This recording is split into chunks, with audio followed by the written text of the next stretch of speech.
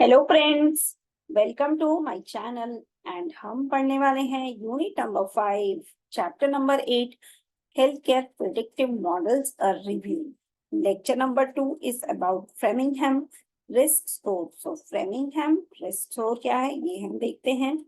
यहाँ पे हमें सबसे पहले एक क्वेश्चन आ सकता है कि write a note on the Framingham risk score.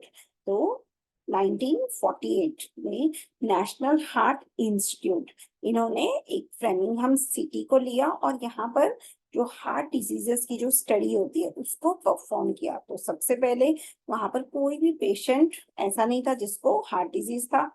बाद में इन्होंने क्या किया, जो पेशेंट्स है उनका एवरी 2 इयर्स में उनका medical examination, physical examination and laboratory test किया।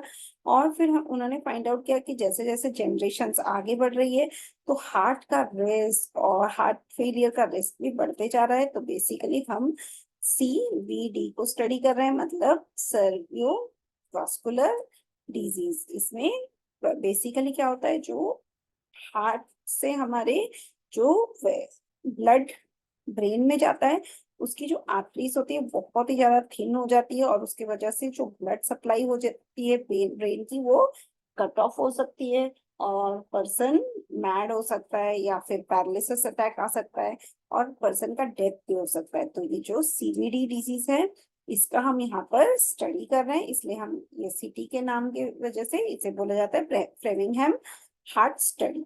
अब यहाँ पर एवरी 2 ईयर में जो लोगों का एग्जामिनेशन होता था और उससे समझ में आया कि how this CVD is related to other problems like smoking, diabetes, high blood pressure, cholesterol and all that. So यहाँ पे क्या हुआ, ये जो प्रॉब्लम्स हैं इसके हिसाब से हमने एक स्टडी किया और बताया कि क्या वजह से ये जो हार्ट डिजीजेस है उसका प्रॉब्लम बढ़ते जा रहा है।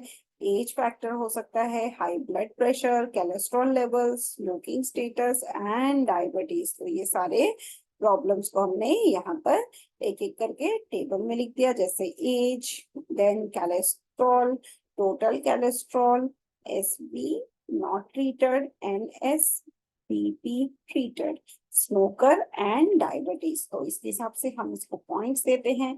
अगर हमारा कोई भी पॉइंट वैलिड नहीं है और SVP not treated and it is less than 120, then the points are -3। इसका मतलब है कि there is a rare chance of this type of heart disease। Second आता है -2, यहाँ पर हमारा कोलेस्ट्रॉल लेवल थोड़ा सा ज्यादा हो सकता है। फिर आता है -1, यहाँ पर कोलेस्ट्रॉल भी 50 से 59 है and SVP treated is less than 120।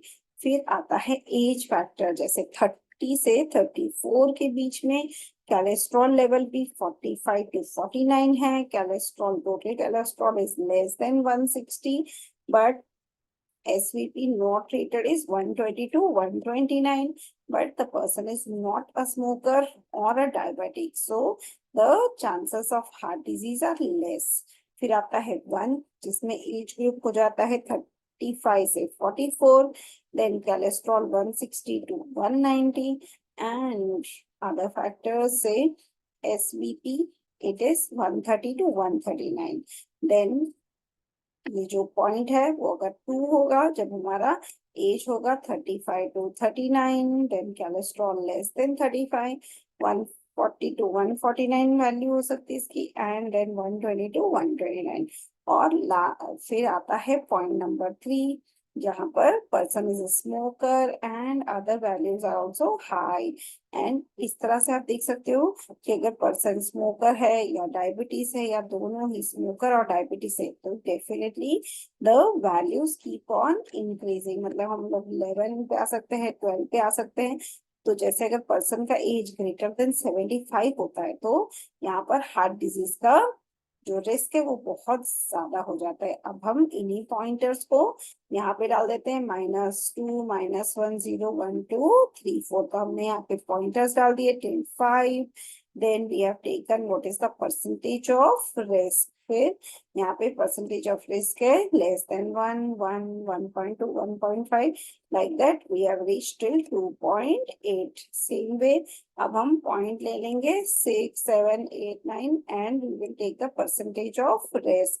Then हम पॉइंट्स बढ़ाते हैं और इसका परसेंटेज ऑफ रिस्क ले लेते हैं। तो इस तरह से हम इस एरिया में हार्ट डिजीज की जो प्रॉब्लम है उसको हम स्टडी कर रहे हैं। And this was all about the question. So I hope this video was interesting. Thank you.